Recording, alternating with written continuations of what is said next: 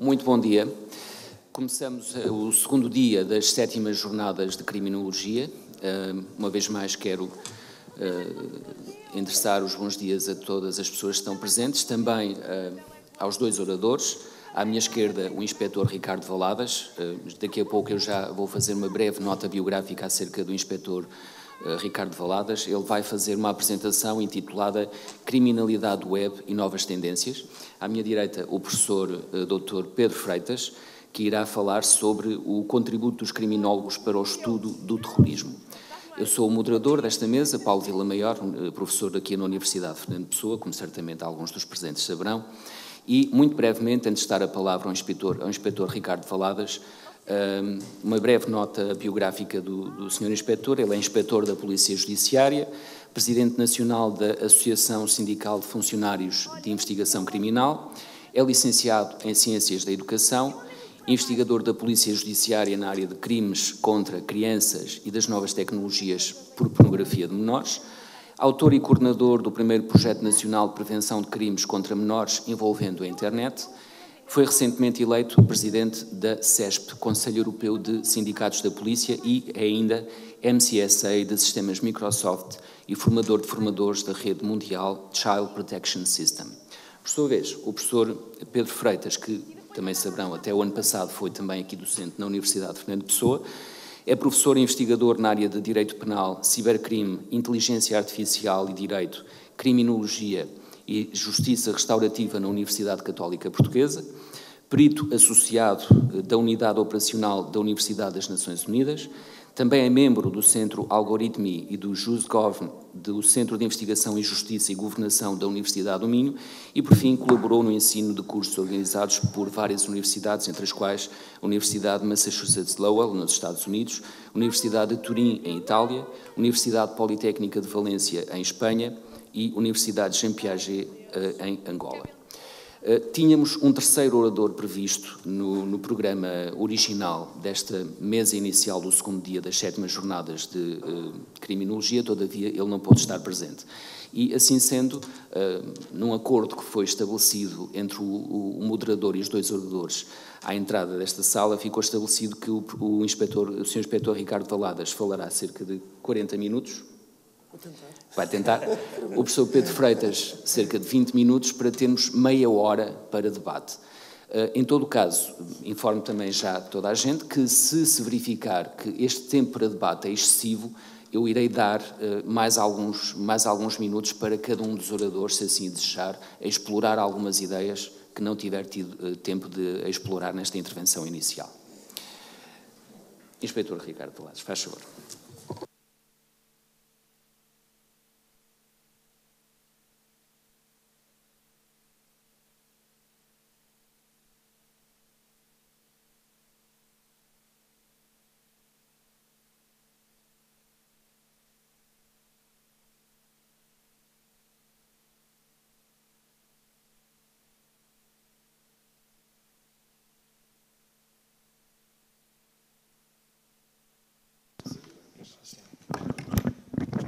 Ok, agora. Bom, vou tentar ser breve, porque, de facto, cometi aqui um pequeno lapso. Vim substituir também o meu colega de painel, o inspetor-chefe Rogério Bravo, que infelizmente por razões de saúde não pôde estar presente, de modo que tentei, de alguma forma, preencher também o espaço dele. De facto, nestas áreas da criminalidade informática não há tempo, podemos estar aqui a falar de 10 ou 12 horas, o professor também saberá disso melhor do que eu, mas vou tentar de alguma forma, primeiro tenho que acelerar muito porque a apresentação está preparada para cerca de 1 hora e vou tentar saltar alguns slides. Eu de facto trabalho com crianças há cerca de 20 anos praticamente e é a minha área de estudo, de trabalho dentro da Polícia Judiciária.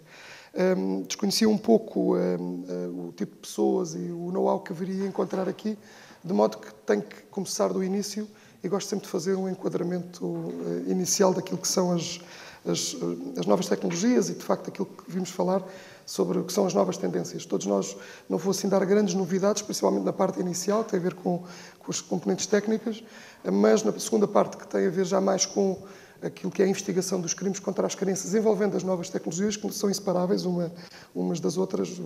A criminalidade sexual contra as crianças hoje mistura-se muito com as novas tecnologias. Todos nós temos alguma experiência ou algum know-how sobre essa matéria, mas vou tentar também escalpelizar e enquadrar aquilo que é o trabalho que faz a Polícia Judiciária como órgão superior de polícia em Portugal e como a Polícia de Investigação Criminal que é competente para estas matérias. Eu não tenho, não há se houvesse, mas pronto, eu vou saltando. Vamos tentar então desconstruir conceitos, internets, falar um pouco sobre o ciberespaço, a Darknet, criar aqui algumas funções de dimensão de velocidade e explicar os comportamentos, as ameaças, as vulnerabilidades que estão, de alguma maneira, as crianças sujeitas nestas matérias, falar sobre predadores, criar algumas tipologias sobre os agressores, como é que isto funciona e do crime em si. Pedro, obrigadíssimo. Muito obrigado. E sobre o crime, ou digamos o conceito genérico da pornografia de menores. De facto, a internet é algo muito estranho, porque eu em todas as preleções que faço, ninguém me consegue efetivamente explicar o que é a internet, ou os engenheiros. Eu tenho formação na área também da informática, mas quando entro em conversas com a informática, nós estamos a falar uma língua completamente diferente. De maneira que eu vou trazer para a terra aquilo que são as definições dos conceitos de informática. A internet não é nada de estranho. Hoje, há 20, 30 anos, quando nós tínhamos internet ou nos ligávamos à internet, tínhamos um cabo, tínhamos uma pequena ligação e era fácil construir mentalmente o conceito de internet, porque vinha num cabo. Era um cabo que nós ligávamos ao computador e tínhamos a estrutura de internet no sítio onde pretendíamos ter aquela função. Hoje não. Hoje, as novas gerações, há muitas delas, consigo estimar, se calhar, cerca de 40% dos miúdos não conseguem sequer conceber aquilo que é a internet. Ou a estrutura. É, de facto, uma coisa muito simples, definida em vários protocolos, em várias definições, mas eu gosto de retirar todo o que é o ruído do conceito e é uma definição muito simples. São redes de computadores interligadas entre si. São máquinas a comunicar entre si. E hoje, cada vez mais, todas as estruturas estão, de facto, a comunicar entre si. Hoje, nós estamos a comunicar com 24 satélites que circulam a cerca de 11 mil km/h na periferia da Terra. Não sabem, mas se calhar provavelmente têm os GPS ligados e é a isso que me refiro. Têm os vossos telemóveis a comunicar com 24 satélites. Nós estamos a falar, e vamos falar hoje, da maior estrutura de comunicação jamais criada pela humanidade e para a humanidade, com tudo o que é bom, com tudo o que é mau. Eu só trabalho na área da pornografia de menores, com uma equipa muito reduzida de colegas a nível nacional, mas de facto a cibercriminalidade é muito mais do que isso. O Rogério viria falar, por exemplo, sobre ciberterrorismo. É outro detalhe. São pequenos detalhes, são pequenas frações da investigação que envolve a criminalidade informática. De facto, isto foi a primeira definição que eu dei. Tem o vosso computador que tem que estar sempre ligado a uma estrutura. Essa estrutura é o vosso ISP. Isto vai fazer sentido no fim para vos tentar explicar o porquê e como é que nós trabalhamos este tipo de fenómenos. O ISP é a Vodafone, é a Mel. São os rapazes que enviam a fatura ao fim do mês para os vossos pais e para os senhores, quando me refiro às pessoas que têm, de facto, já a assinatura. Todas estas máquinas estão comunicando entre si, são servidores que estão 24 horas por dia numa estrutura surreal. Eu, todos os dias que contacto com amigos meus e com colegas de trabalho que falam dão novidades sobre aquilo que está a aparecer e que está a acontecer. Nós vivemos na fase embrionária daquilo que é a nova era da informação e da biotecnologia. Os próximos 20 anos vão acontecer coisas muito profundas naquilo que é a nossa forma de viver, a nossa forma de interagir. Já estão a acontecer, há 20 anos, esta parte já aconteceram fraturas naquilo que são as tradições e que são os conceitos pré-concebidos. E a internet é um pouco a estrutura que suporta isto tudo. É uma estrutura de administração independente, descentralizada. Isto é um conceito muito redutor, porque de facto há a possibilidade de fazer o shutdown às estruturas em determinado tipo de zonas do globo. Há essa possibilidade. Há a possibilidade de monitorizar e de censurar determinado tipo de conteúdos. Há sempre um lado cliente e um lado servidor. Não se esqueçam que estamos a falar de criminalidade contra crianças. E quando eu falo cliente-servidor, tem sempre a questão da arquitetura cliente-servidor, comunicação bidirecional. As crianças estão sempre em contato com algo, com alguém ou com uma estrutura eletrónica. 2/3 da rede invisível fala-se de Deep Web. A imprensa comete muitas gafes, confunde Deep Web com Darknet, que é uma coisa que não tem nada a ver. E confundo muito, também vou falar um pouco sobre isso, mas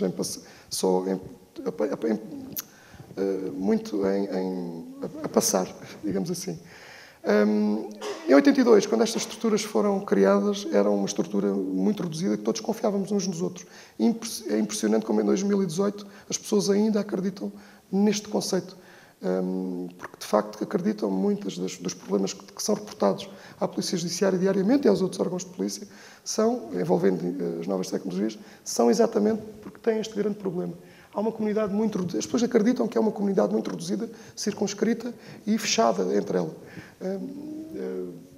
Esta é a estrutura, é um slide da estrutura da internet física, com cabos, com satélites, com isto tudo. Isto são 7 milissegundos de uma estrutura só apenas de uma rede social, uma plataforma, que é o Facebook, que vou também tentar desconstruir um mito que dizem que o Facebook está a desaparecer. É errado. O Facebook continua a ser e seguirá sendo uma das maiores estruturas de tecnologias do mundo. O Instagram é do Facebook, só assim para enquadrar. Okay?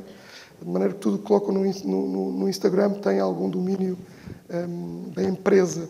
E estamos a verificar a alteração de leis, estamos a verificar que os governos estão a legislar no sentido de condicionar o domínio e o poder dessas grandes estruturas.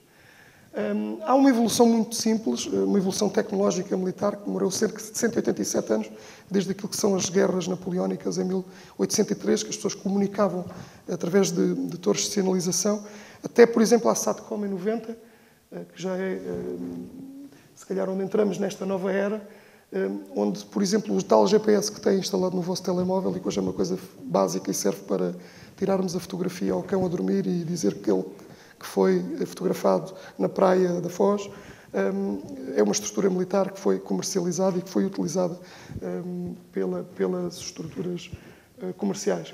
Ciberdefesa, ciberguerra, ciberterrorismo, 2000, por aí fora. Isto é o que vivemos neste momento. 187 anos. Uma evolução política desde a Revolução Francesa até o conceito de proporcionalidade, passando por aquilo que é a separação de poderes. Isto demorou 223 anos a implementar.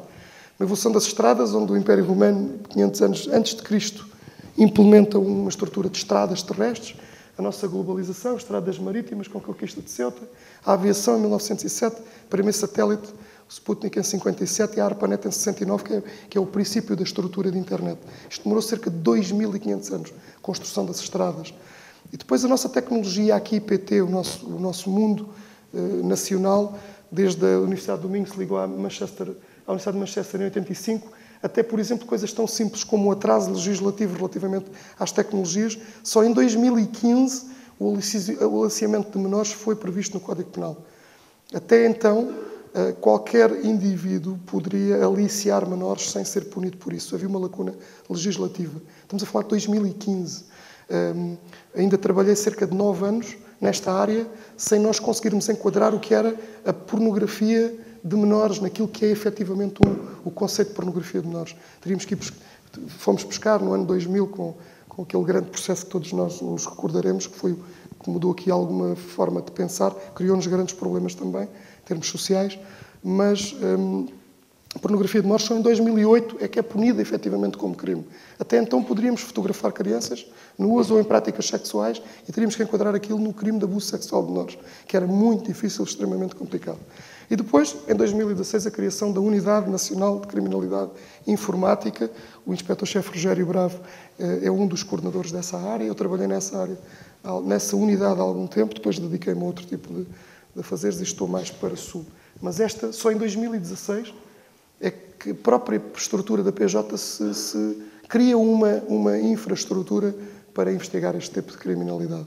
Imaginem, desde, por exemplo, 91, que começámos a ter problemas com a criminalidade informática.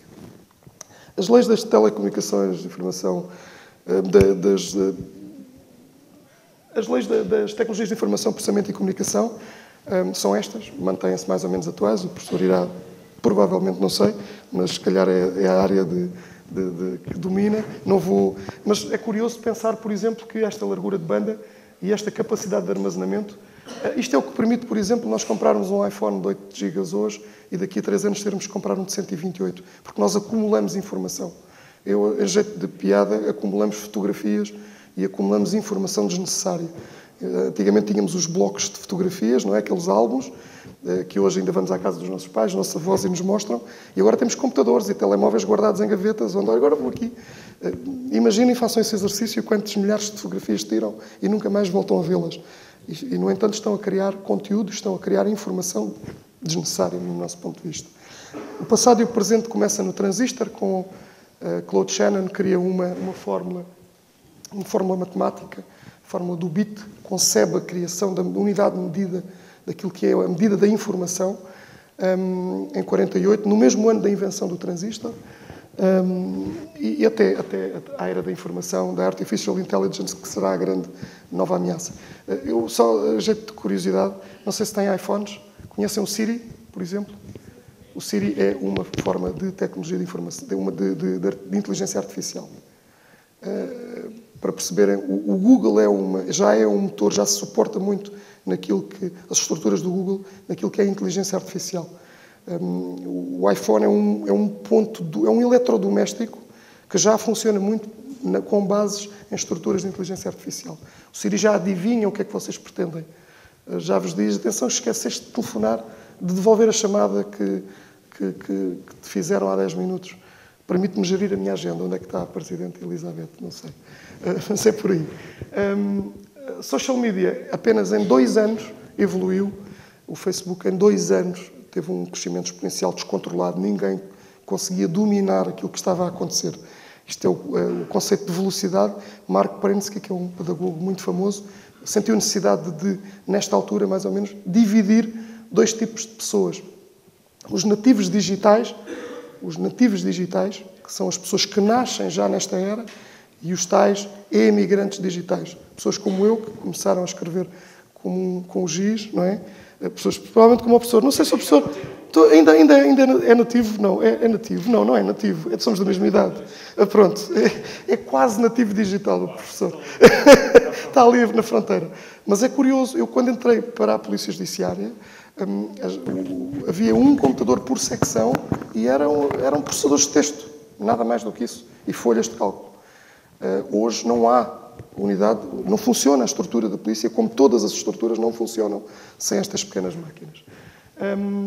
Ciberespaço é um outro conceito que foi criado em termos de romance por um senhor chamado William Gibson, num romance chamado Neuromancer. Foi definido por vários autores ao longo destas épocas. A terceira vaga do Toffler é para mim uma marca, porque fala nos 200 mil anos da Revolução da Agricultura, que demorámos, os 200 anos da Revolução Industrial e naquilo que é hoje a Era da Informação.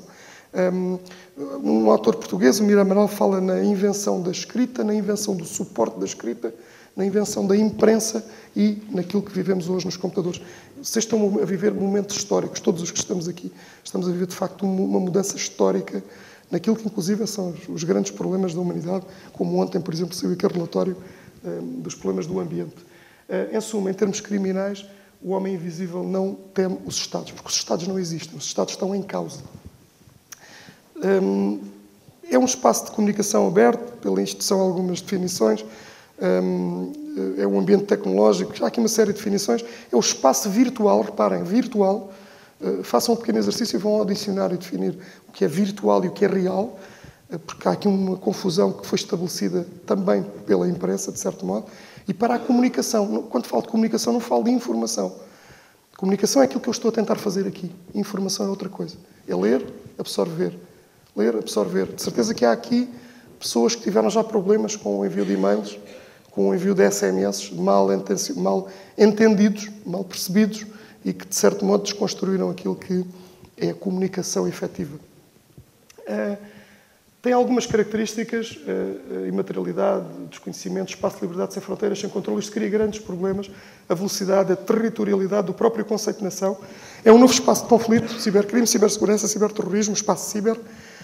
Fala-se numa quinta dimensão, fora da influência económica, política, social e militar. Terra, mar, ar, espaço exterior e aquilo que é o ciberespaço. É um nível de ameaça crescente com grandes preocupações dos governos e de todas as estruturas. Isto é apenas um slide, eu não sabia se a internet estava de um site que podem consultar, é um site público, open source, que é o NORSE, N-O-R-S-E, E pesquisem, isto são ataques online, diretos, no momento. Podem pesquisar isto, podem consultar e vão ver estas pequenas linhas aqui a cruzarem-se. Agora, enquanto estamos aqui a falar, eu, no fim, se tiver tempo, posso mostrar, mas optei por fazer isto. Então, aqui os ataques, o tipo de ataques, as fórmulas, como as coisas funcionam. Reparem que só funciona aqui 3 polos, ou 4 polos. Agora, há aqui China, há aqui também muito importante, e também no norte da Europa, porque está a haver uma deslocalização das máquinas, das grandes empresas para o norte da Europa, principalmente por uma razão económica, porque na Europa faz frio e os computadores precisam de frio. Então os ar-condicionados não precisam de trabalhar, basicamente é isto. Poupar dinheiro no ar-condicionado. Os servidores da PT estão na Covilhã, exatamente. Isto aqui, aliás, fomos dos primeiros a migrar isso, a poupar algum, digamos assim. Mas as grandes estruturas estão a migrar para o norte da Europa, ainda não se vê bem, mas em algum tempo vamos ver aqui ataques de certeza. O ciberespaço tem um sistema adaptativo complexo, de dimensão física, virtual, dimensão humana, que é o que eu vou falar agora. Trazer estes conceitos todos para aquilo que é a dimensão humana.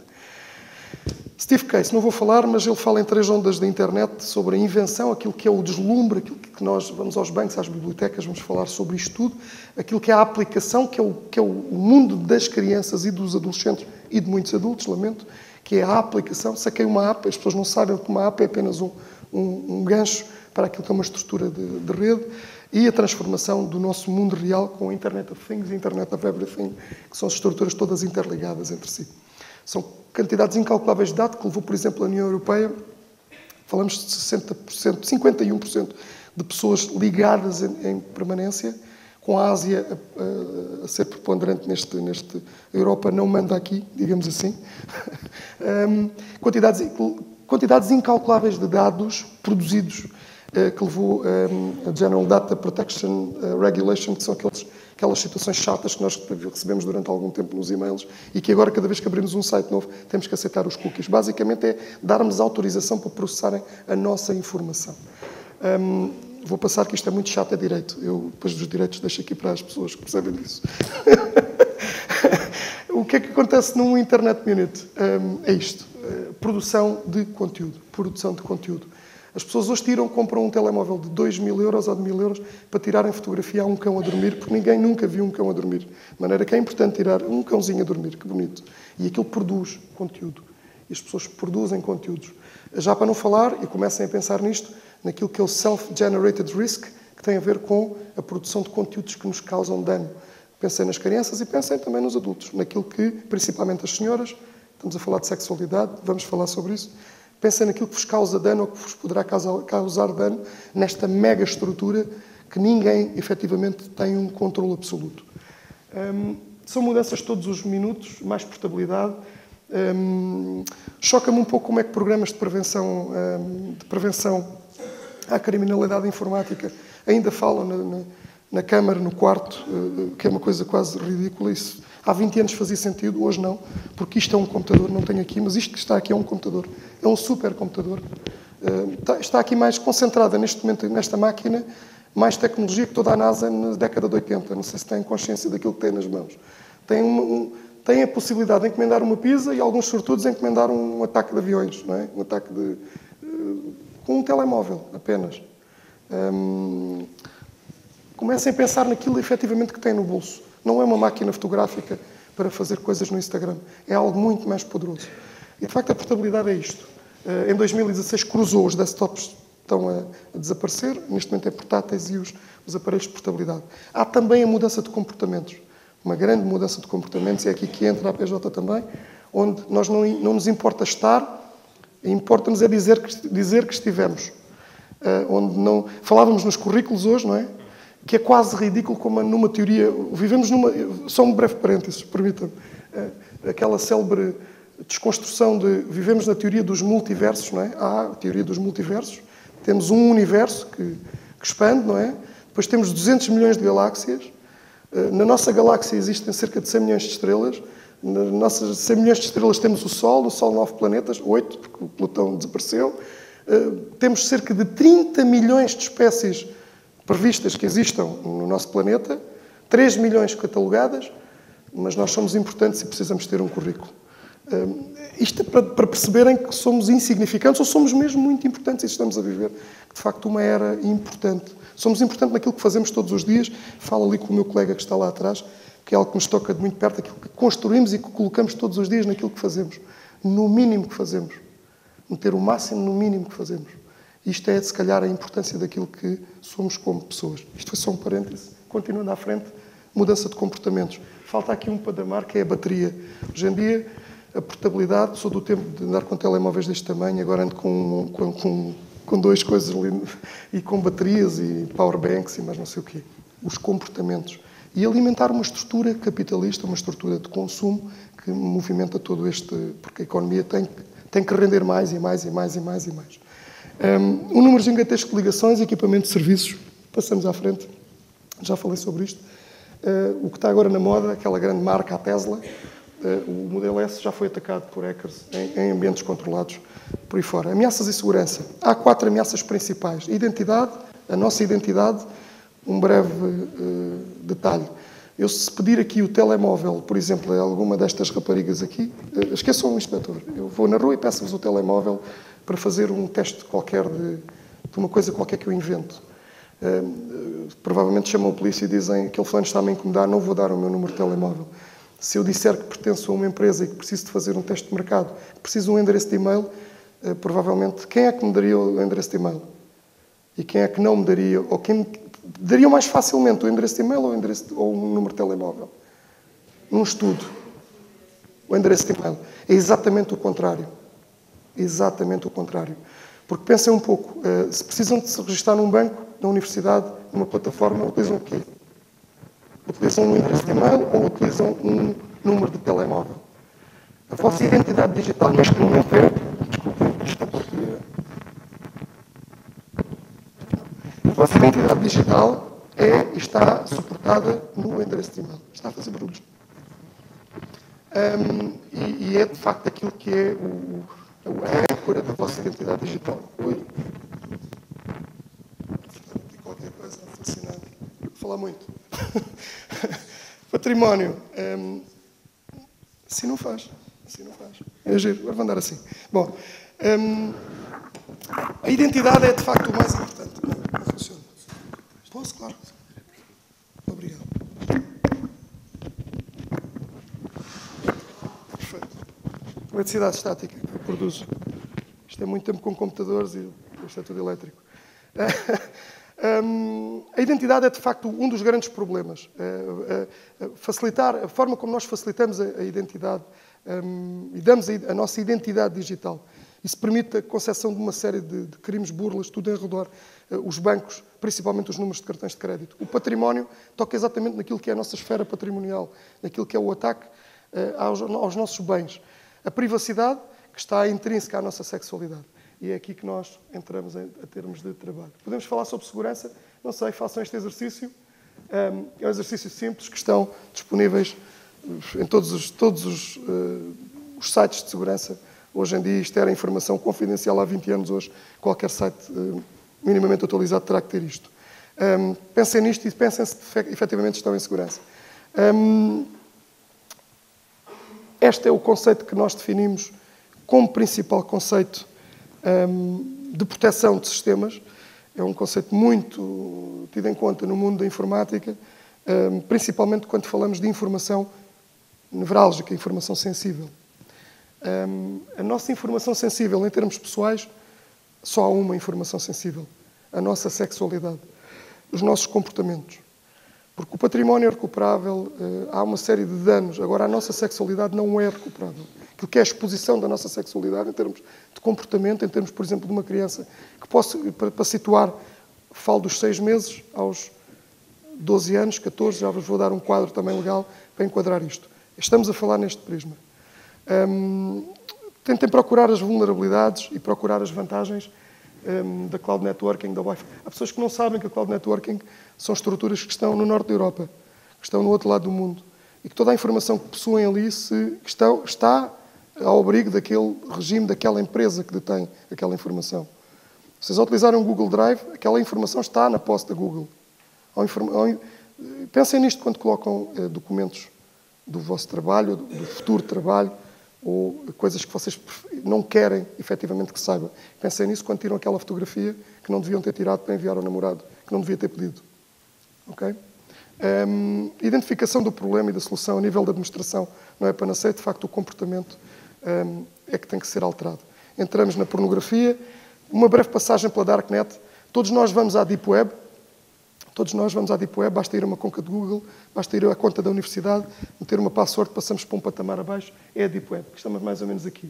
Tudo o que nós trabalhamos e que eu vou falar a partir de agora está situado aqui no nível 4, no nível 5, que são necessários outro tipo de valências e, se calhar, outro tipo de mecanismos. A Deep Web existe de tudo, a Darknet existe de tudo. Este senhor foi preso pelo FBI e, neste momento, há uma moeda que está em vigor, que está na moda, que é a Bitcoin. Porque existem N cryptocurrencies, eu já não sei quantas são, eram 20 e tal, 30 e tal, 70 e tal. Todos os dias surge uma. Comecem a pensar no dinheiro também de uma maneira diferente daquilo que são as notas de euro que temos nos bolsos. Os perigos, conteúdos de contacto de comércio eletrónico, não vou falar sobre comércio eletrónico. Os conteúdos são estes, ilegais, prejudiciais, imprecisos, falsos, indesejáveis, quando nós recebemos algo que não queremos. Tenho um grupo de amigos que, todos nós temos um grupo de amigos, que envia aquelas fotografias. Não vou falar quais, mas todos nós, vocês sabem o que eu estou a falar, como dizia o outro.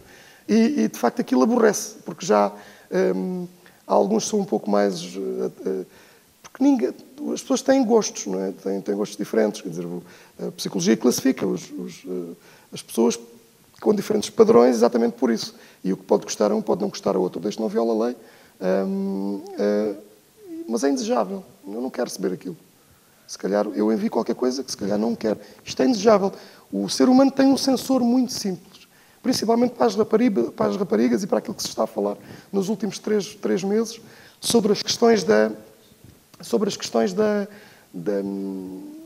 coação dos rapazes que incomodam. Há um sensor que ultrapassa tudo isto, que é o estar incomodado. As crianças, quando falam comigo, dizem não, porque ele incomodou-me. Uma criança não diz que um adulto o incomoda, senão o incomoda. Pensem nisto, raparigas principalmente. Se alguém os incomoda, ou os rapazes, obviamente, não é? Mas falo no alvo primário, infelizmente, pelas razões e pelas concepções sociais em que vivemos. Contacto, cyberstalking, o grooming, os runaways. O grooming é o aliciamento, é o processo pré-encontro com a criança. O rapto, realidade virtual, as redes de pornografia infantil. Isto é um póster da Stasi, da polícia política alemã, onde este trabalho, estão a ver aqui o carimbo, este trabalho demorava cerca de 1 ano a fazer, 2 anos. Isto era a investigação que a PJ fazia, não em termos políticos, mas se calhar a outra polícia fazia, onde centralizavam uma pessoa e construíam um diagrama de conexões com aquilo que o padre, o amigo, o padeiro, as pessoas que se relacionavam com aquele indivíduo. Hoje basta isto. Para terem noção, basta isto. O vosso telefone, de X em X segundos, está a enviar uma mensagem para uma antena a dizer onde está. Agregado a isso, está a enviar um sinal para um módulo GPS a dizer onde está. E associado a isso estão as mensagens, os WhatsApps, tudo. O vosso telefone, os vossos equipamentos eletrónicos, os vossos smartwatches estão a dar esta informação. Vocês não sabem, mas isto é um dia da vida de uma pessoa. Isto foi onde ele esteve, está aqui. Um dia. E isto demorou 1 ano. Estão a ver? É a era que vivemos. Simultaneamente temos as peer-to-peer e os conteúdos das músicas e das coisas que vamos sacar. Isto é uma rede peer-to-peer, nós pesquisamos aqui qualquer coisa, sacamos uma rede, este computador liga-se a outro e automaticamente surgem-nos aqui, por exemplo, coisas como 2 years old girl getting raped during diaper change. Falamos todos inglês, acho eu, não é? Para perceberem o que está aqui. Há crianças que sacam estes filmes sem saberem, porque estão camuflados, por exemplo, por outro tipo de conceito, por outro tipo de filmes. O Homem-Aranha, sacam o Homem-Aranha e o vil não abre, ou quando abre assim. Fiquem sabendo que este material é proibido e, normalmente, as pessoas que fazem este download são automaticamente identificadas. Ao serem identificadas, vão receber depois uma visita em casa, minha ou de alguns colegas. Não tentem fazer isto em casa, porque isto são redes monitorizadas, não pesquisem por queries, porque vai dar chatice. Sobre os Facebooks, são de facto problemas reais. há aqui grandes questões, mas o Facebook é apenas uma ferramenta de comunicação. Uma ferramenta poderosíssima, que concentra numa estrutura tudo aquilo que são as valências de comunicação, de contacto. Podia ser o Facebook, podíamos chamar outra coisa qualquer.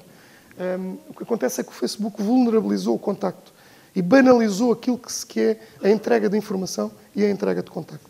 Falo do Facebook, falo de outras redes sociais. O Facebook não está a diminuir, isto é a escala do Facebook. Estão a ver os utilizadores, não se esqueçam de agregar aqui o Instagram, o WhatsApp e o Instagram. É um mito, e não caiam nesses mitos. Também é um mito que os Facebooks em Portugal são utilizados por adolescentes, está aqui, 4%, sem contar com aqueles que têm 8 anos e que dizem que têm 14, não é? Isto é uma rede de adultos.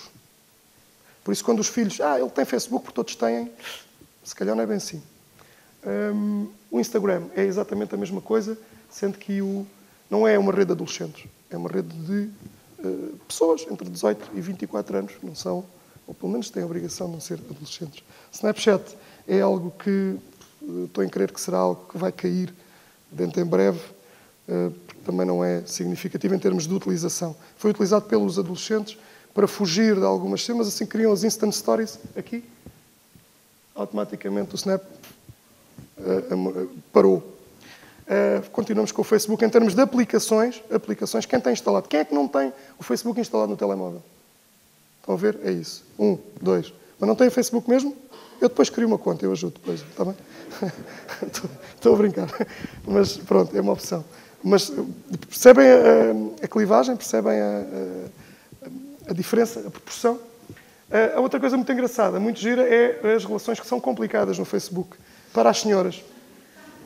De facto, uma pessoa vai para uma rede social dizer que tem uma relação complicada e estão a ver, não são tão poucos. Estão aqui 3 milhões de potenciais alvos. Estou a falar a sério. 3 milhões de potenciais alvos. Continuando, o Facebook é o maior país do mundo e destruiu aquilo que é o conceito de rede social. Aquele conceito que vocês têm, que nós tínhamos de rede social, do amigo que conhece o amigo. Eu conheci o professor num evento há uns meses, hoje reconhecemos-nos, amanhã provavelmente já tivemos pessoas em comum, presidente também. Isto é uma rede social tradicional. E o Facebook tem um grande ónus, desconstruiu este conceito. Não foi o Facebook, em Portugal foi o Wi-Fi, não sei se recordam, são desse tempo. Obrigado. Vou passar. Este perfil também foi criado por mim nos primórdios destas questões das redes sociais, para fazer uns pequenos estudos sobre aquilo que estávamos a pensar que seriam as evoluções dos comportamentos dos miúdos. Este perfil foi criado por mim, este sou eu, sem barba, com o cabelo um pouco mais comprido. Convidávamos crianças, numa brigada que tivemos a trabalhar nisto, convidávamos miúdos para sermos adicionados. Recordo-me de ver na altura 4 ou 5 que recusaram, falamos de centenas, para não dizer milhares de miúdos. Estão a ver o fácil? O que é fácil? O quão fácil é? É isto.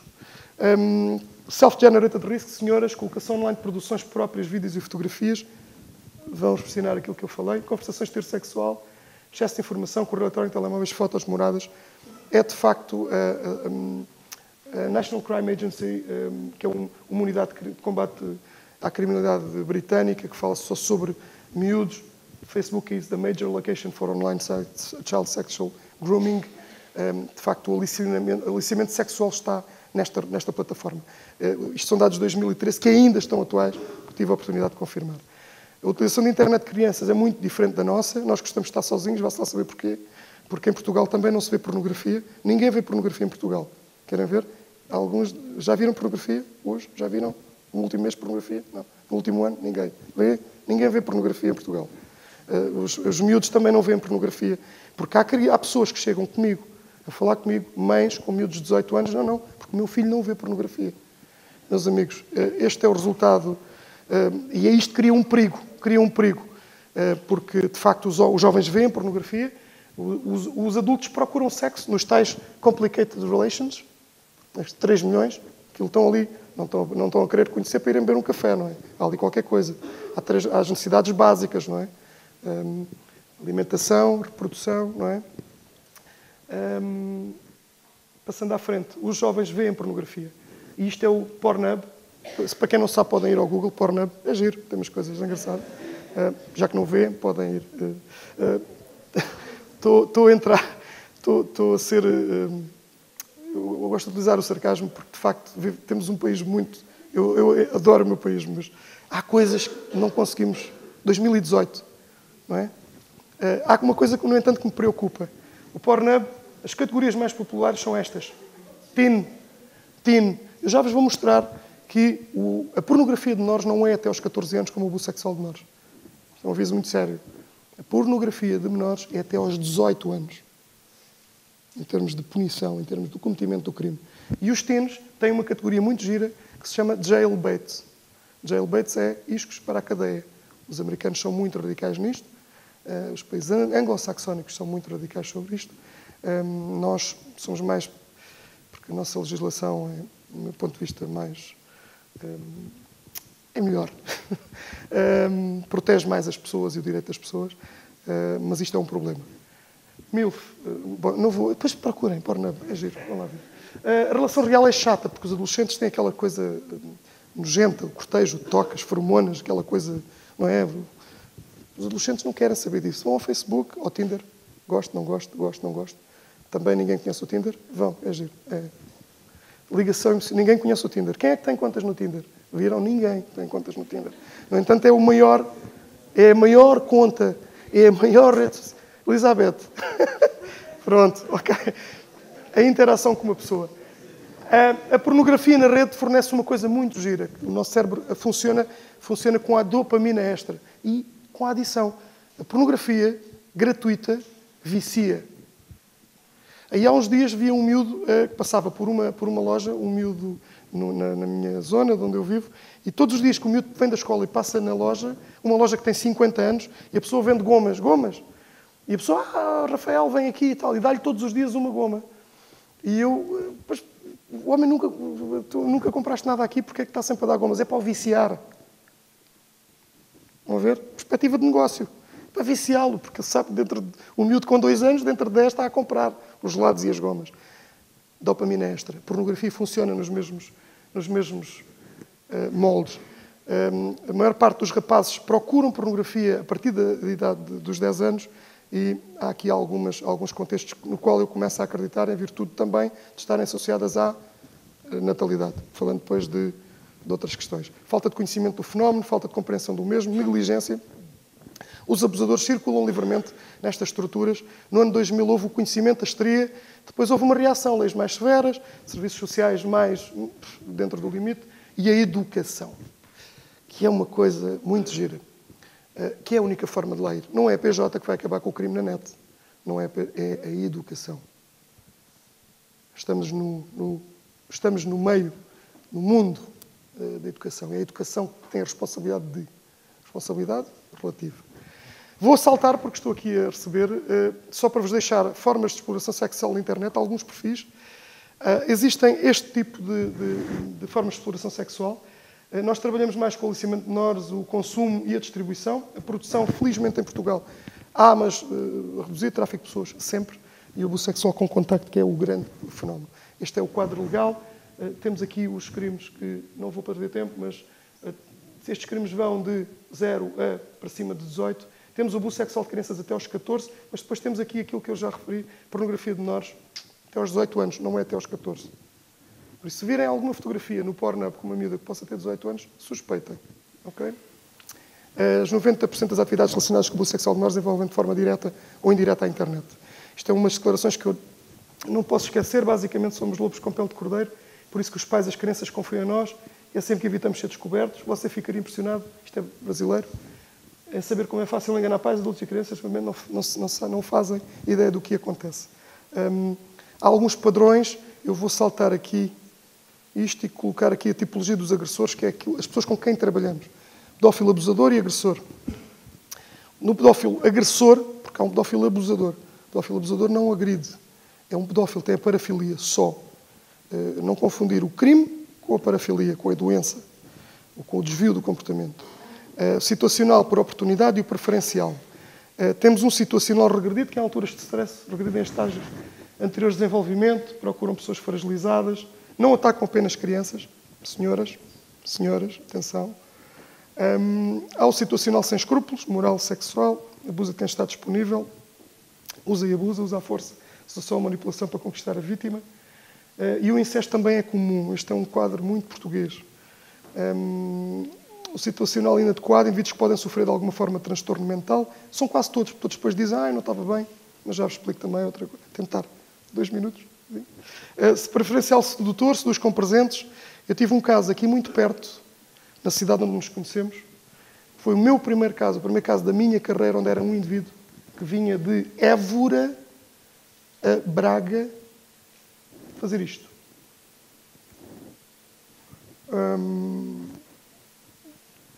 Vinha de 2 em 2 dias. E nós chegámos no dia antes que ele ia consumar a agressão. Felizmente as 2 miúdas não conseguiu agredi-las, não conseguiu consumar aquilo que pretendia, mas andou meses a vir de Évora, que é logo ali, a Braga. E tem um emprego com posição preferencial. Neste caso era médico, devem ter ouvido falar do médico de Évora. Prefere crianças, mas não tem habilidade para seduzir. Em geral, escolhe crianças desconhecidas, muito pequenas, e utiliza a prostituição infantil. É o preferencial introvertido. O sádico, há menos casos, mas também existe, infelizmente. O crime é premeditado, é ritualizado, há casos de canibalismo, prefere rapazes. Também é um erro associar a homossexualidade com este tipo de comportamentos. É errado. O seu cadastro criminal é variado. As formas de abuso já falei, faço à frente e vou só aqui deixar-vos um tipo de... As justificações normalmente é que não há nada de mal para o comportamento. As novas vítimas e a exposição minimizada. As distorções cognitivas são a criança como objeto sexual, o direito a satisfazer os desejos... Sentem-se no direito de satisfazer os seus desejos sexuais. Dizem que a criança está segura perto dele, é incontrolável e a natureza do dano. Acredita que as atividades sexuais não são lesivas, que não faz mal, que aquilo é tudo normal. Muitos pedófilos possuem muitas imagens. Para terem uma ideia, há apreensões de 26 milhões de imagens. Imaginem fazerem uma coleção de automóveis ou do que gostam, de 26 milhões de imagens diferentes. Imaginem o trabalho que isto dá. E é uma característica comum entre agressores. São, de facto, esse indivíduo de Évora fartou-se de chorar quando nós dissemos que aquilo ia ser tudo destruído. Até lá, o carro, a mulher, o ir para a prisão, isso não era tudo normal. Quando dissemos, não, isto vai tudo ser destruído, caiu em si e rompeu a barreira emocional. Só saltar aqui. Há uma questão também muito importante que é a idade desejável. As fotografias têm uma característica, ficam com as idades nunca mudam.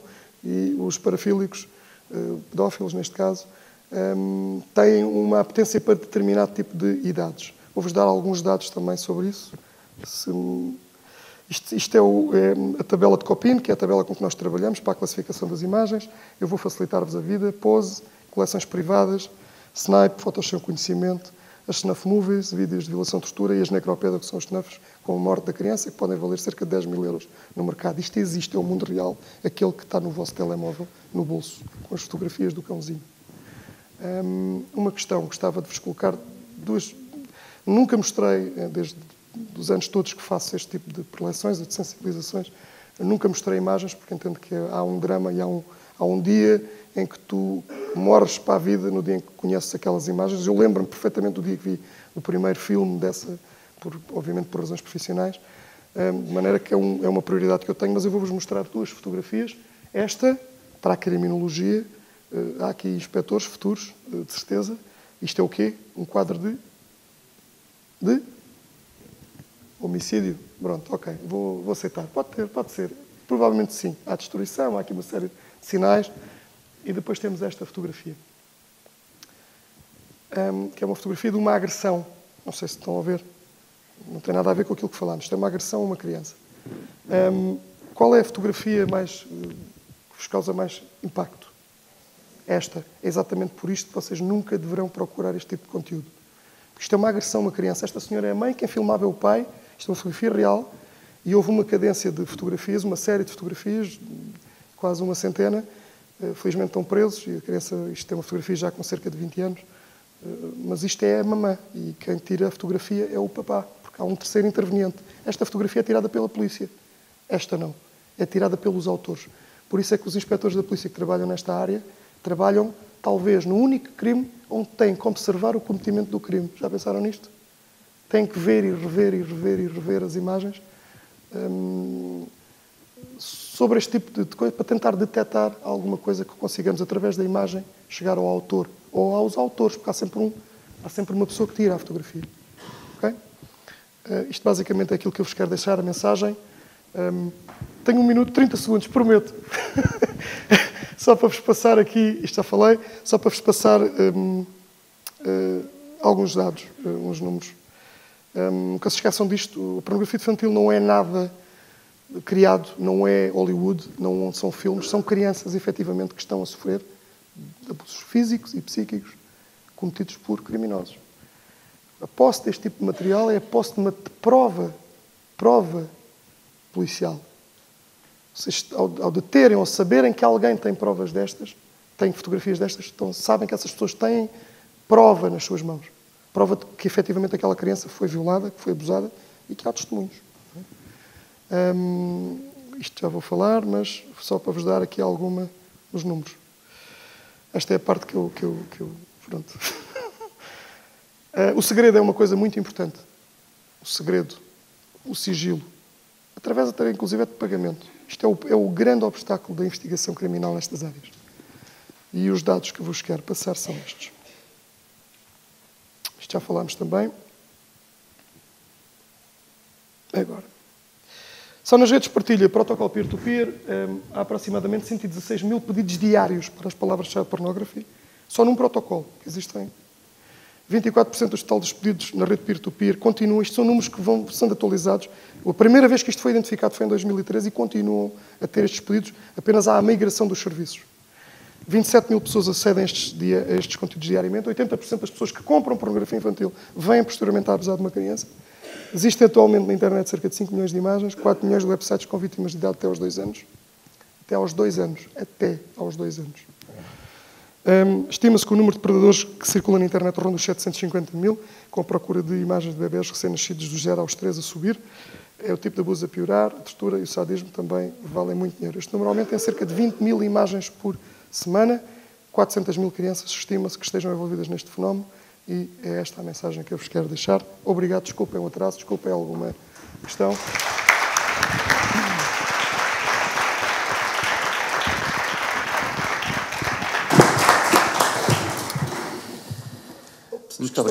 Muito obrigado, Sr. Inspetor Ricardo Valadas, depois desta intervenção, no mínimo perturbante, não a intervenção, mas o assunto que ela trouxe perturbante. Vamos agora dar a palavra ao professor Pedro Freitas, que vai apresentar uma comunicação subordinada ao tema, o contributo dos criminólogos para o estudo do terrorismo. Pedro.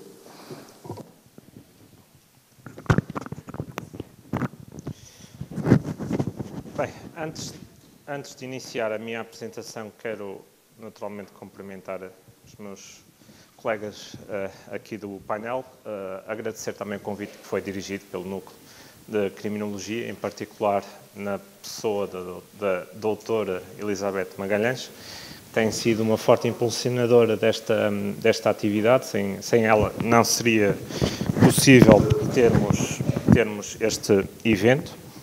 O tema que me foi apresentado ou proposto é um tema que foi fácil e difícil ao mesmo tempo de preparar. Foi fácil porque eu também fui docente aqui nesta casa e o meu contacto com a criminologia também já vem daqui, mas já de trás. Mas falar de ciberterrorismo e o contributo dos criminólogos para o estudo deste problema traz, desde logo, duas dificuldades conceptuais. A primeira é saber o que é o terrorismo e a segunda é saber o que é o ciberterrorismo. Portanto, o problema aqui é duplo. E, no fundo, também saber se há ciberterrorismo ou não, que é uma questão que pode ser discutível e bastante. Se olharmos para o fenómeno do terrorismo atualmente, nós vemos que há um conjunto de características que parece-me que são essenciais, sobretudo no terrorismo que nós assistimos a partir de finais da década de 90 em diante, aquilo que Rappaport chama a quarta onda do terrorismo, E tem um conjunto de características que me parecem atuais ainda nos dias de hoje.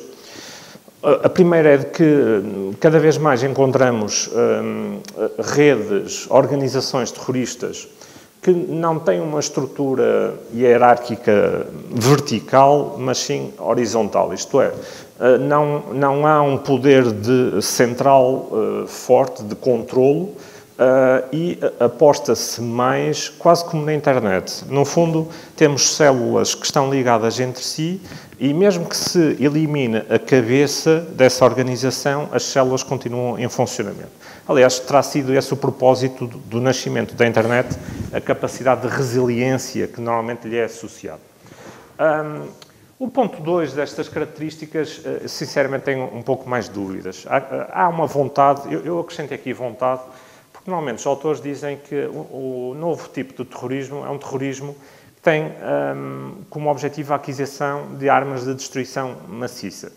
Bem, nós já sabemos que, e a história mostra-nos que isto já levou a guerras que depois veio a saber-se que se tiveram como fundamentos factos errados e depois reconhecidos até pelos próprios políticos que tomaram essa decisão, e Portugal aqui também não é completamente inocente ou incólume a isso, desempenhou um papel também importante.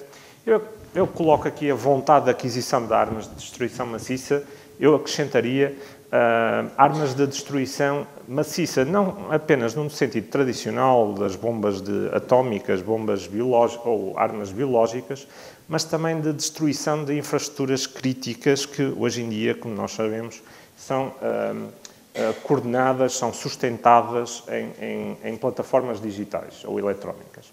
Depois temos aqui as motivações políticas e religiosas. O Estado Islâmico acaba por misturar até estas duas motivações políticas e religiosas. O Estado Islâmico, no fundo, em relação à Al-Qaeda, traz um plus, que tem, para além da vontade de destruição do Ocidente e daquilo que o Ocidente representa, tem a vontade de fundar um novo Estado, um novo califado, regido também por normas religiosas, que, segundo o último mapa que eu vi, termina no Douro. Por isso, nós estamos a salvo.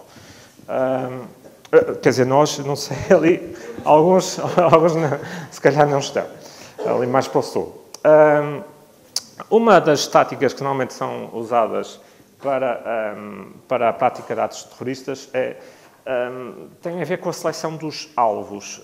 Enquanto o terrorismo de finais do século XIX e início do século XX é um terrorismo focado em pessoas específicas, nomeadamente em chefes políticos, o terrorismo de nova geração, ou o novo terrorismo, é um terrorismo que tem como objetivo único a provocação do medo e a provocação do medo maximizando o número de vítimas que normalmente são anónimas. É indiferente saber exatamente quem é que morre, o importante é o local em que as mortes acontecem e o número de mortes.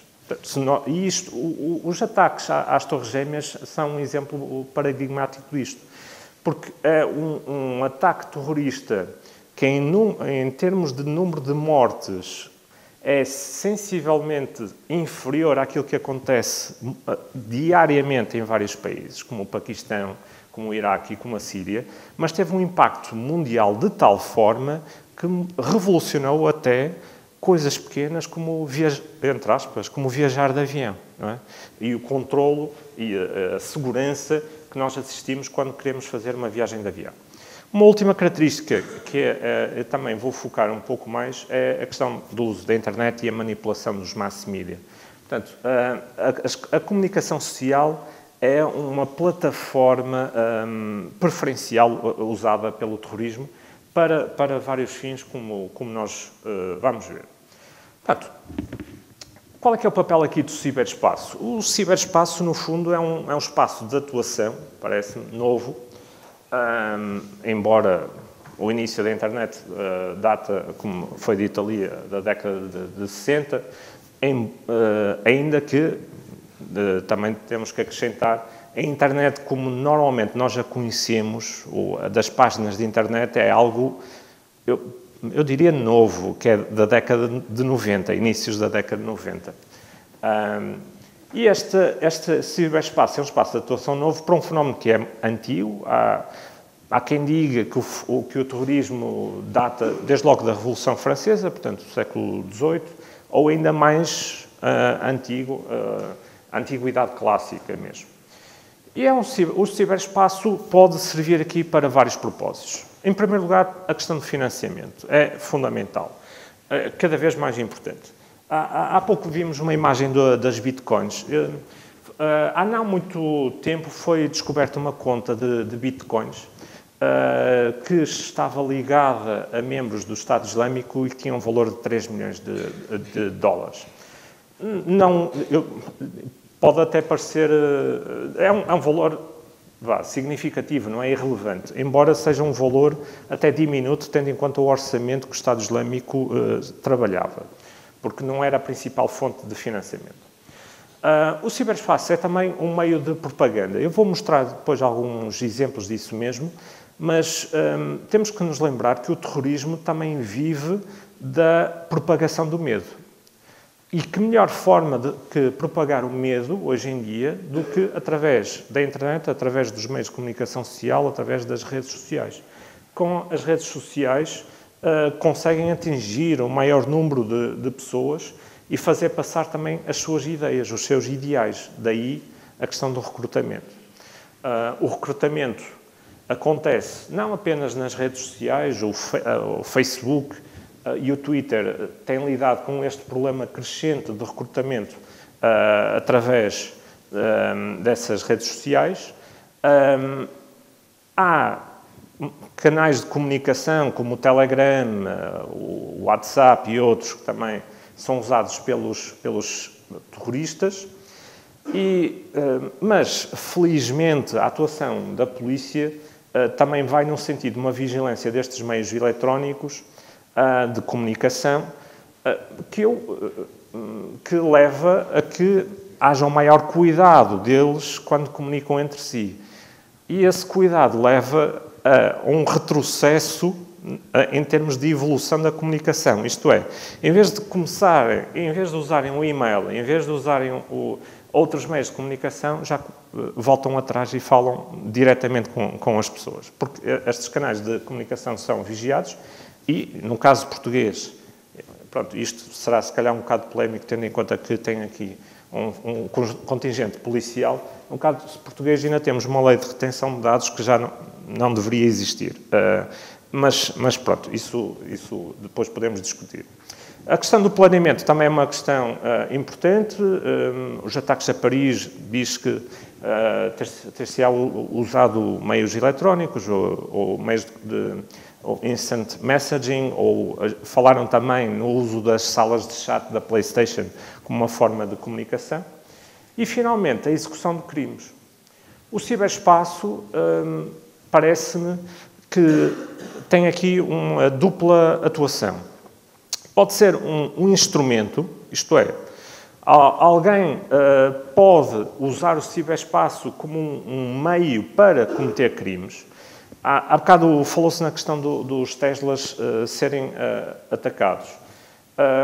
Já há quem tenha, embora apenas para demonstração, quem tenha demonstrado um controlo remoto de um Jeep numa autoestrada. Portanto, alguém que está em casa, computador, acede ao computador do carro, porque agora os carros também têm ligação à internet e quanto mais evoluído tecnologicamente, mais confortável é, mas mais vulnerável se torna.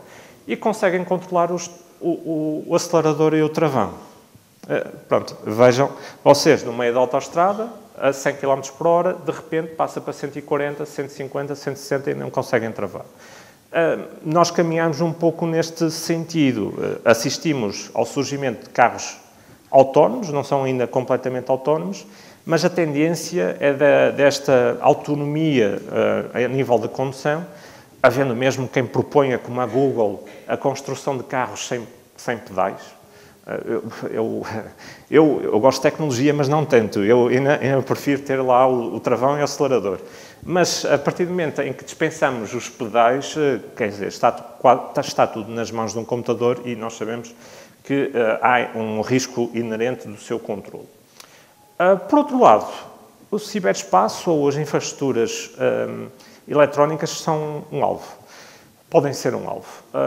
Há exemplos recentes de Estónia e a Geórgia que supostamente terão sido atacados pela Rússia. Eu espero que não haja aqui ninguém da Rússia, mas terão sido atacados na Rússia. Algumas infraestruturas críticas ficaram offline, ficaram sem possibilidade de funcionar durante alguns dias e de facto, isto também nos mostra, a nós, portugueses, a necessidade de pensarmos sobre a questão da segurança das infraestruturas críticas, nomeadamente de energia e de saúde, etc., porque muitas vezes trabalhamos com sistemas informáticos que já estão desatualizados e que estão sujeitos não apenas a ataques que têm uma motivação política, mas uma motivação puramente económica. Refiro-me, por exemplo, aos casos de ransomware que atualmente têm crescido exponencialmente. Bem, alguém que quer ser terrorista tem a vida facilitada hoje em dia, não é? Há bocado falou-se na Dark Web. E, portanto, não sendo especialista de todo, atenção, não, em construir bombas, eu poderei visitar um site em que diz exatamente, passo a passo, como se fosse um vídeo de cozinha, como é que posso construir aqui, fabricar aqui explosivos. E se tiver dificuldades em encontrar, e portanto, dá para ver aqui, se tiver até dificuldades em encontrar alguns dos ingredientes, até dizem que posso usar aqui o Ajax ou outros produtos que até são de fácil acesso. E se for demasiado técnico, os ativos, as substâncias ativas dos engenhos explosivos têm um nome muito técnico, como vocês podem ver, e, portanto, para o leigo comum, se calhar é mais fácil, em vez de procurarmos aqui por carbono, bário, etc., isso pode ser encontrado no pó, na água, no óleo, no sal, etc. Conseguimos buscar ingredientes comuns que vão servir aqui de ingredientes para a construção de engenhos explosivos.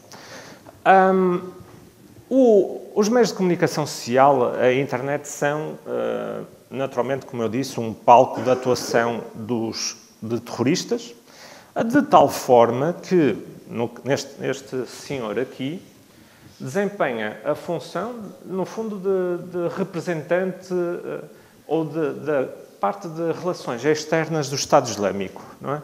No fundo, o que tem o trabalho, ou tinha, porque entretanto morreu vítima de um bombardeamento, mas tinha essa função de comunicação externa do Estado Islâmico com os meios de comunicação social, o que mostra a importância que o Estado Islâmico dá e outras organizações terroristas dão a esta componente comunicacional.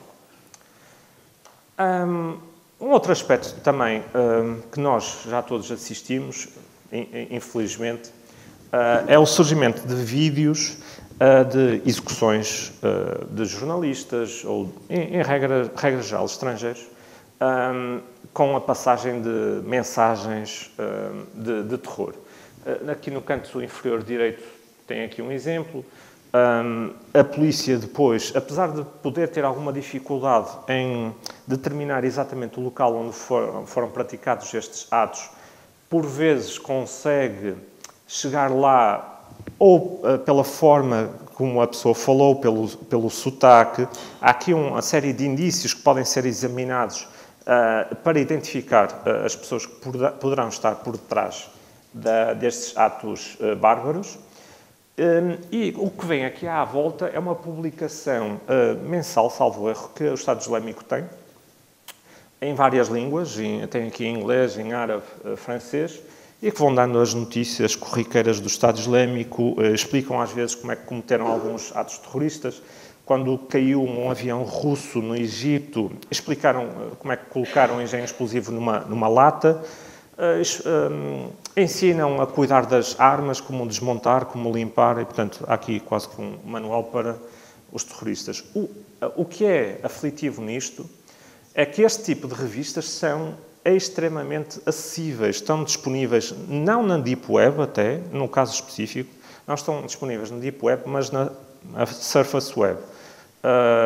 Há sites, repositórios abertos que têm este tipo de material e, portanto, o Estado Islâmico, embora possa usar a Deep Web para trabalhar, também tem necessariamente de usar a internet que nós conhecemos, porque se o objetivo é recrutar, se o objetivo é passar a mensagem, então tem que fazê-lo de uma forma o mais aberta possível. E, portanto, há esta dualidade em termos de atuação.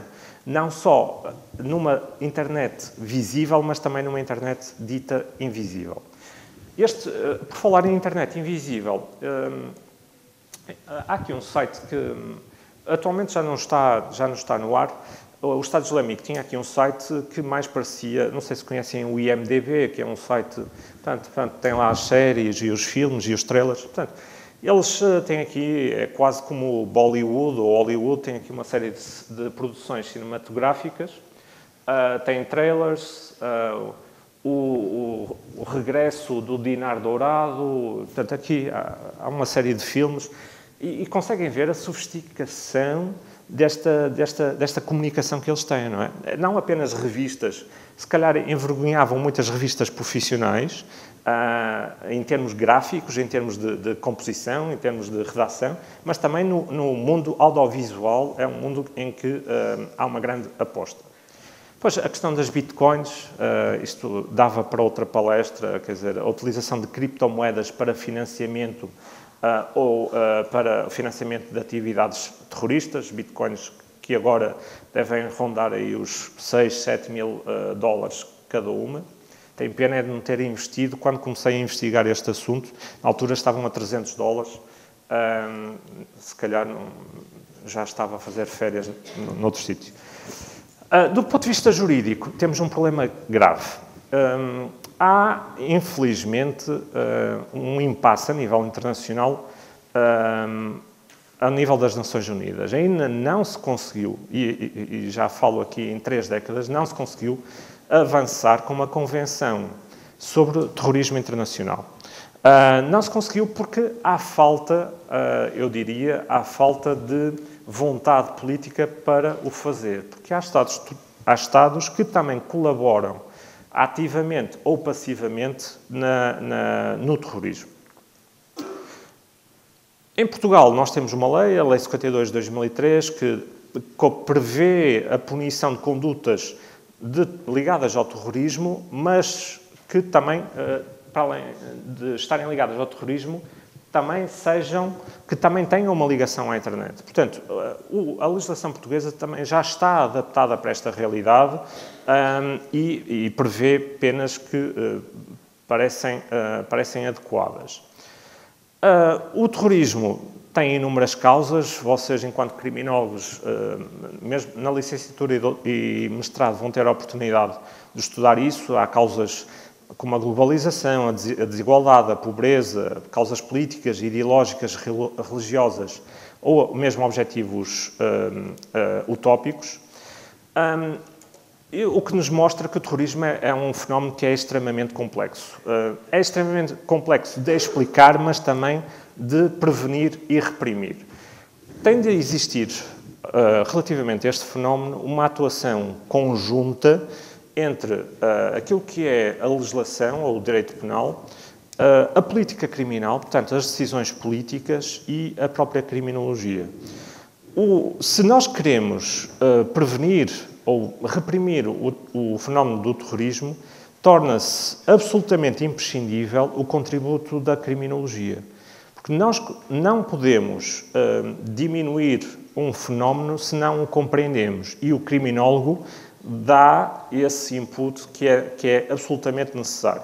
Por isso, a meu ver, o papel do criminólogo é imprescindível, desde logo porque vai permitir estudar as causas que estão na base dos atos terroristas, o porquê de alguém sentir a necessidade de pertencer a uma organização terrorista e de destruir vidas, para depois a jusante, a política criminal ou o direito penal, gizarem soluções que sejam compatíveis com os valores que nós consideramos essenciais da nossa Constituição. E se calhar este também é um grande desafio. Como reprimir o terrorismo não sendo terroristas? E perdoem-me esta expressão. É que nós não podemos jogar exatamente com as mesmas armas que os terroristas. E isso coloca-nos numa situação de desvantagem, bem sei, em termos de investigação, mas, no fundo, com isso estamos a reconhecer aquilo que somos. E somos uma comunidade que respeita princípios essenciais e, desde logo, um princípio da dignidade da pessoa humana, reconhecer estes indivíduos não como terroristas, mas como seres humanos. Para terminar, o criminólogo pode desempenhar aqui uma função importante logo no interior das equipas de investigação deste fenómeno. Também na proposta de nova legislação sobre o terrorismo, e são profissionais importantíssimos porque têm uma visão sobre o fenómeno da criminalidade que é uma visão multidisciplinar. O que não acontece, por exemplo, em relação aos juristas. Os criminólogos, na sua formação de base, têm profissionais da psicologia, profissionais da sociologia, profissionais do direito, que lhes dão a sua visão sobre as diferentes áreas. E o criminólogo, no fundo, é o produto desta interação entre as várias ciências. E, tal como na medicina, por vezes temos que ter uma visão panorâmica na medicina para eliminar doenças, no terrorismo, para também compreendermos o terrorismo. Temos de ter uma visão panorâmica que não seja estritamente jurídica, que não seja estritamente vinda da psicologia ou da sociologia, mas que seja uma visão o mais abrangente possível, que procure soluções que não sejam apenas jurídicas, mas que também sejam extrajurídicas. E aqui, enquanto penalista, enquanto estudante também de direito penal, eu confesso que a minha fé no direito penal e no processo penal para eliminar ou minorar o terrorismo é uma fé bastante reduzida. Eu não vejo como é que, mesmo que se aplicasse, e chegando ao extremo, mesmo que se aplicasse uma pena de morte a terroristas, eu acho, em meu entender, meu modesto entender, eu acho que isso serviria não para prevenir crimes, para usar aquelas expressões que os juristas gostam, de prevenção geral e prevenção especial, eu acho que tinha um efeito potenciador. Pelo contrário, era um prémio que era dado a esses indivíduos. O que é problemático para um jurista, porque nós usamos a pena de morte e a pena de prisão perpétua quase como última arma de dissuasão, quando na verdade é isto que eles também procuram. Não é? E entramos aqui numa contradição que se calhar pode até ser um bocado polémica, mas em que provavelmente a solução para o terrorismo não passa apenas pela punição, mas por uma reintegração ou reconfiguração destes indivíduos em termos de desradicalização. E, portanto, temos de ser, se calhar, mais humanistas para recuperarmos estas pessoas e não tanto recorrer àquilo que muita gente gosta, infelizmente, que é o direito penal do inimigo. Muito obrigado a todos.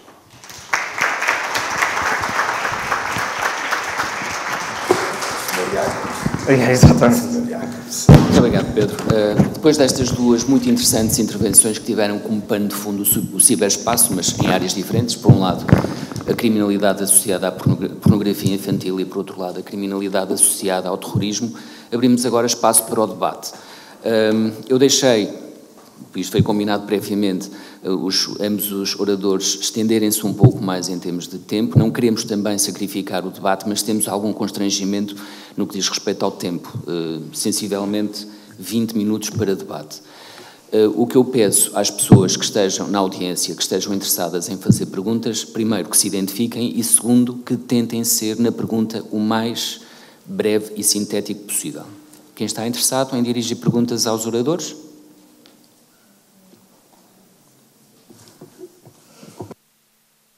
Ora, bom dia. Portanto, eu começarei, portanto, pela uma pergunta primeiro ao Ricardo. Não irei pôr nada com os dirigentes, portanto, como colegas não iriam fazer isso.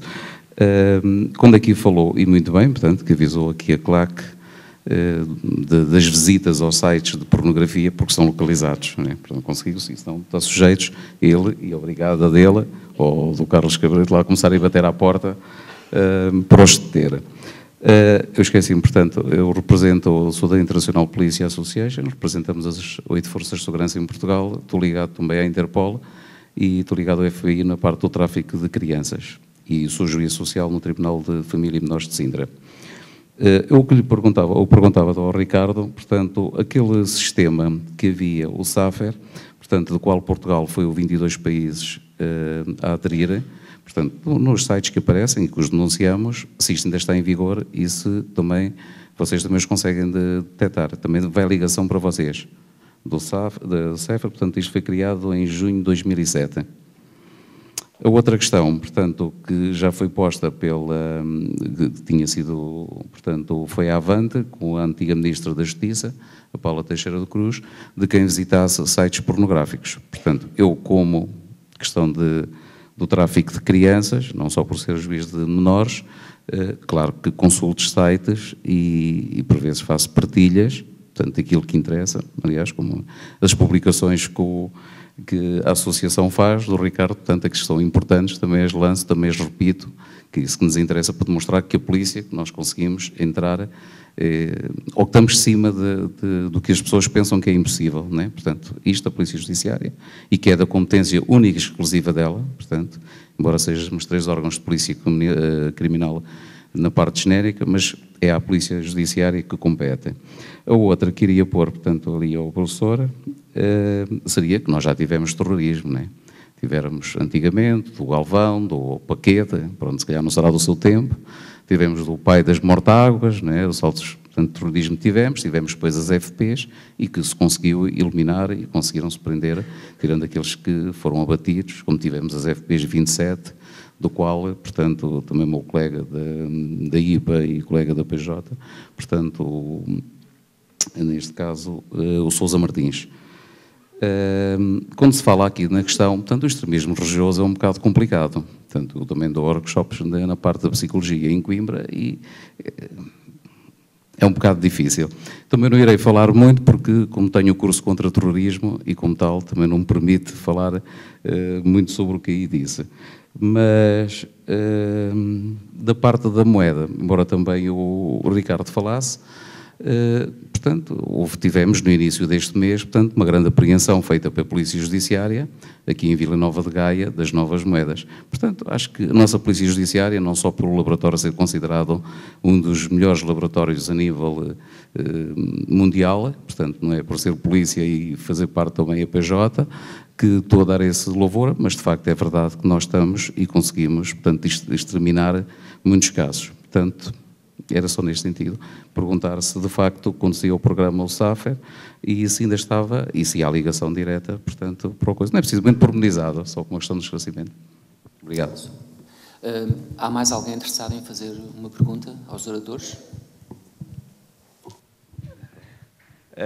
Bom dia, o meu nome é José Gonçalves, sou aluno do primeiro ano de Criminologia aqui na Universidade de Fernando Pessoa e a minha pergunta é especificamente para o Inspetor Ricardo Valadas, que é como é que o uso constante de VPNs, Virtual Private Network, tem afetado na investigação do crime?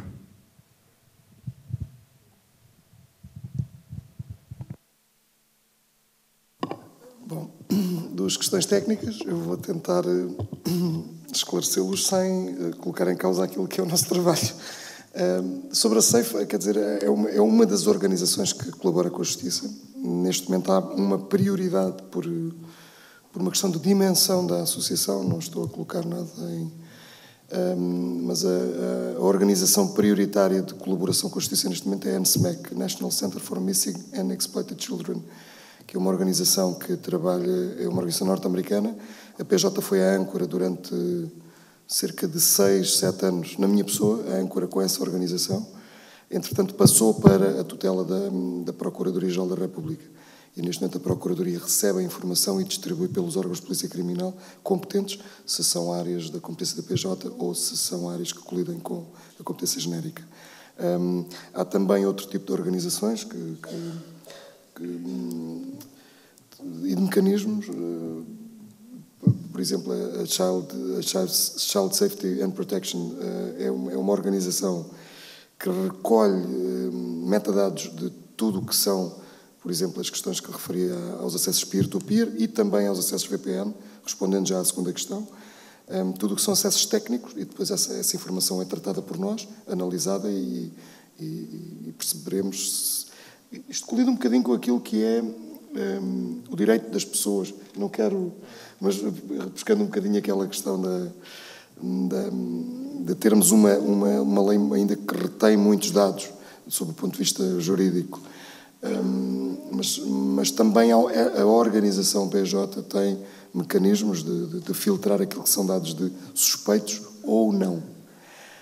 E isto é que é muito importante. Nós, neste momento, estamos a passar para uma fase complicada. Vou-vos dar um exemplo muito simples. Há uma diretiva europeia que obriga os Estados-membros a adotarem um sistema de controle dos passageiros de avião e barco, que se chama Passenger Name Record. A PJ foi escolhida, compusemos e criámos um sistema de filtragem com a Comissão Nacional de Proteção de Dados, porque estamos a falar de dados de cidadãos, não de pessoas suspeitas, e isto é que é perigoso, é muito perigoso. E neste momento o Governo, sem sabermos ler nem escrever, retirou aquilo e colocou numa unidade para controlar esses dados.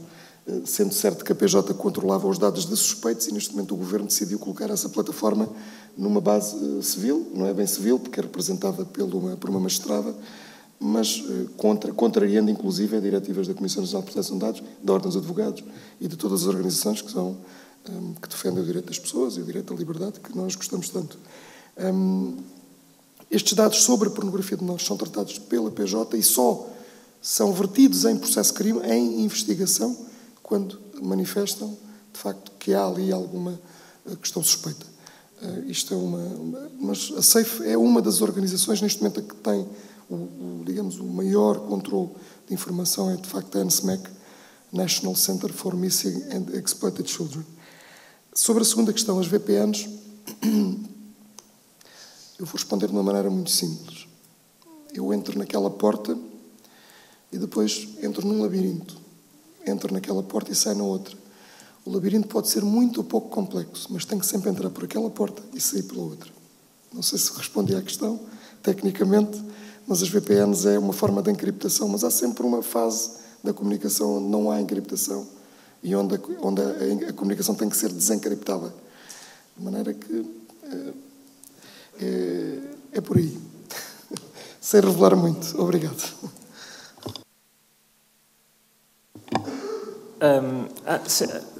Também não colocou exatamente uma questão, foi mais um comentário. Naturalmente tive que resumir muito a apresentação, mas de facto lá está, o conceito de terrorismo é tão fluido que consegue englobar fenómenos completamente distintos e nesse sentido concordo em absoluto que nós tivemos casos de terrorismo. Se calhar é tão fluido que engloba fenómenos que eu acho que não são de terrorismo. Eu não sei, aquelas pessoas que estavam a correr no centro de estágio lá de Alcochete, eu não sei se praticaram um crime de terrorismo. O texto legal... Pois, o texto legal permite isso, mas se calhar é um problema normativo. Um problema de falta de boa técnica legislativa relativamente a isso. Mas também não nos podemos esquecer que, a partir do momento em que acusamos alguém ou colocamos aquela etiqueta de terrorismo, a nível processual vão-se abrir um conjunto de portas que normalmente não se abrem em criminalidade mais leve. E, portanto, há esse perigo que tem de ser atendido, desde logo, pela magistratura, mas também a montante pelo próprio legislador. Relativamente à questão das criptomoedas, eu acho que estão aqui. Eu acho que a Bitcoin está aqui no momento de fronteira. Ou vai ou quebra completamente, ou morre completamente. Porque a partir do momento em que Satoshi Nakamoto criou a Bitcoin, assistimos a um crescimento em termos de valorização que chegou aos $12.000, 14.000, uma coisa impensável por bits, por uns e zeros, não é? Que nós temos nos nossos telemóveis, nos nossos computadores, baixou imenso e é como, um pouco como as ações ou como o mercado financeiro, depende tudo da confiança das pessoas. Se houver confiança suficiente, eu penso que há aqui a possibilidade da Bitcoin crescer ou das criptomoedas crescerem. O que pode ser um problema ou uma ameaça para o setor financeiro, mas também para a própria investigação. Eu digo isso porque eu compreendo que se consiga fazer a apreensão de criptomoedas, mas também sabemos que para termos uma conta de criptomoedas não precisamos de apresentar o cartão de cidadão nem nenhum tipo de identificação. As criptomoedas têm uma vantagem e têm uma desvantagem. São anónimas nesse sentido. Qualquer um de nós cria um e-mail que se autodestrói em 5 minutos e cria uma moeda, uma carteira de moedas digitais e, portanto, é anónimo e pode praticar crimes com isso, mas todas as transações são registadas publicamente. Isso faz parte do próprio funcionamento da rede de bitcoins. Portanto, o difícil para os polícias é saber quem é. A partir do momento em que saibam quem é, conseguem reconstruir as transações todas. Eu quero agradecer, no papel moderador, e se me é permitido, em nome dos estudantes de Criminologia, as intervenções do Inspetor Ricardo Valadas e do Professor Pedro Freitas. Também quero agradecer toda a atenção que a audiência dedicou a estas intervenções. Depois de um coffee break, as jornadas seguem com mais uma mesa que está prevista para iniciar às 11 horas. Muito obrigado e bom dia.